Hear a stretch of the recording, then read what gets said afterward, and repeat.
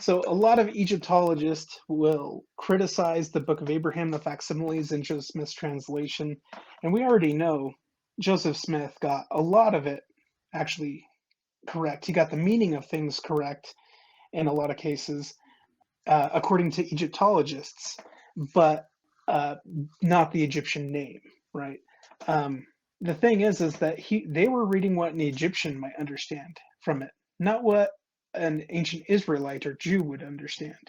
The thing is a lot of these symbols, like these records, came from about like what 200 BC, 300 BC, so around the Ptolemaic time, the Greek influence time.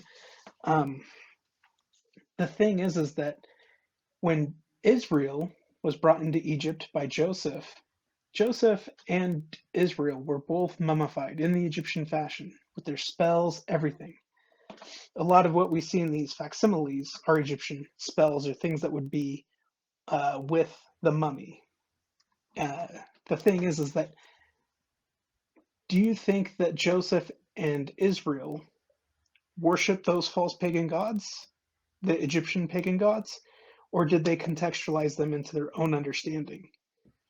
We know that they did contextualize them to their own understanding because Canaanites were doing this with Egyptian language.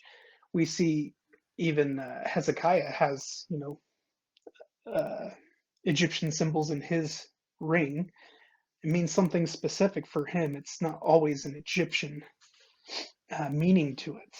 So they had their own meanings to things. They contextualized it for their own purposes and understanding. Like, and so I think it's really funny because a lot of these symbols that we see didn't come about until the 18th dynasty of Egypt, the New Kingdom period. And so you're having, this is written by the hand of Abraham. A better form to say is it's authored by the hand of Abraham. And it's the contextualized, funerary practice. We know from the city of Elephantine, that island, where is a Jew area where they had a temple in Egypt, and they were using Egyptian symbols but had completely different meanings for it.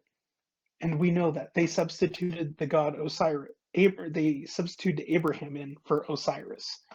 So these are known things. This is what I think is meant by reformed Egyptian, is more like repurposed Egyptian Hmm.